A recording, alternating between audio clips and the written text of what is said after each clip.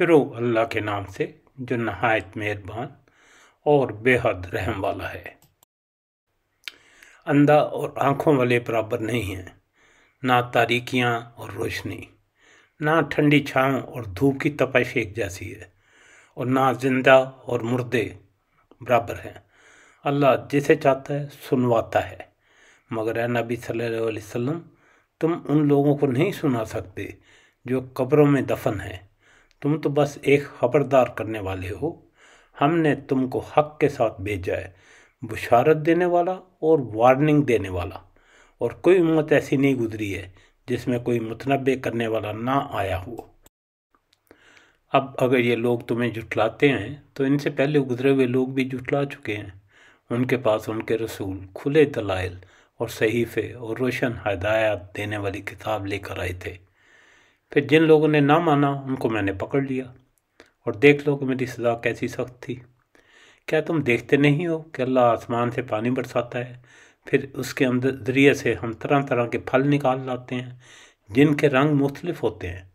پہاڑوں میں بھی سفید، سرخ اور گہری سیاہ دھاریاں پائی جاتی ہیں جن کے رنگ مختلف ہوتے ہیں، اور اسی طرح انسانوں اور جانوروں اور مویشیوں کے رنگ بھی مختلف ہیں۔ حقیقت یہ ہے کہ اللہ کے بندوں میں صرف علم رکھنے والے لوگ ہی اس سے ڈرتے ہیں۔ بے شک اللہ زبردست اور درگزر فرمانے والا ہے۔ جو لوگ کتاب اللہ کی تلاوت کرتے ہیں اور نماز قائم کرتے ہیں اور جو کچھ ہم نے رزق دیا ہے اس میں سے کھلے اور چھپے خرچ کرتے ہیں، یقیناً وہ ایک ایسی تجارت کے متوقع ہیں جس میں ہرگز نقصان نہ ہوگا۔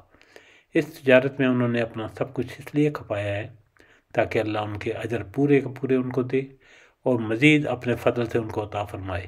بے شک اللہ بخشنے والا اور قدردان ہے۔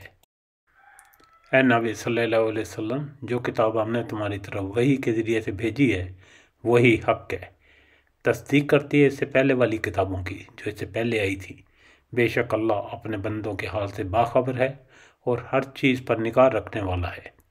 پھر ہم نے اس کتاب کا وارث بنا دیا ان لوگوں کو جنہوں نے ہم نے ان کے وراثت کے لیے اپنے بندوں میں سے چن لیا۔